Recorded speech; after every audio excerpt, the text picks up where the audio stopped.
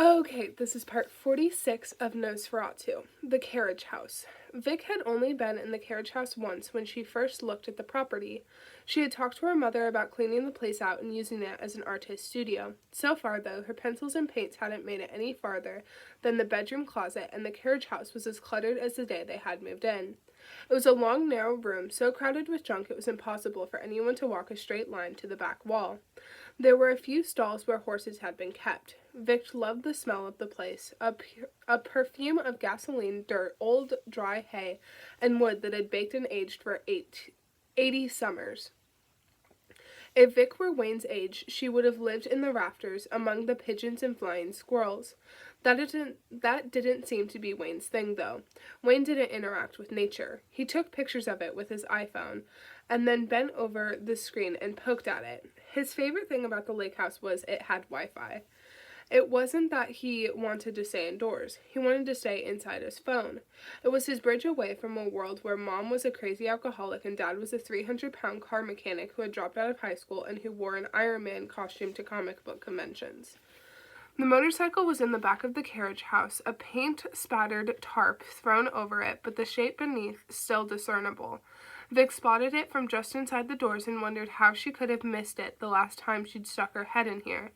But she only wondered for a moment. No one knew better than Vic McQueen how easy it was for an important thing to be lost amid a great deal of visual clutter. The whole place was like a scene she might paint for one of the search engine books.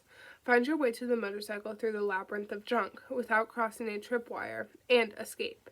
Not a bad notion for a scene, really, something to file away for further thought. She couldn't afford to ignore a single good idea. Could anyone?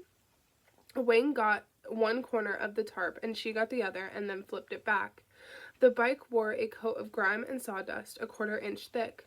The handlebars and gauges were veiled in spider webs. The headlight hung loose from the socket by its wires.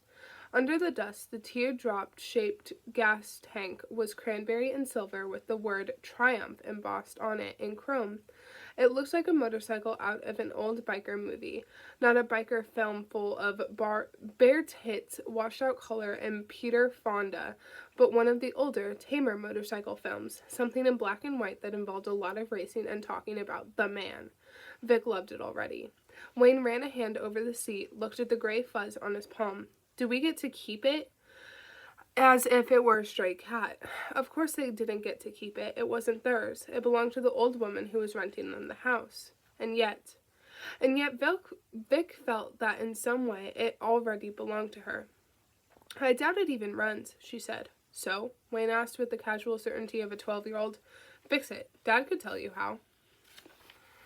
Your dad already told me how.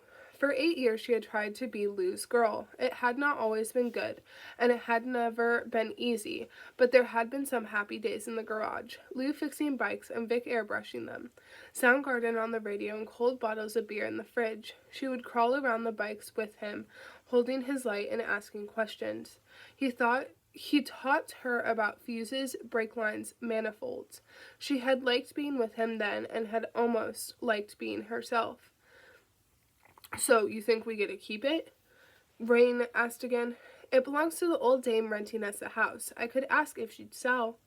I bet she'll let us have it, he said. He wrote the word ours in the dust on the side of the tank. What kind of old lady is going to want to haul ass around on a mother like this? The kind standing right next to you, she said, and reached past him and wiped her palm across the word ours. Dust fluffed up into a shaft of early morning sunshine, a flurry of gold flakes.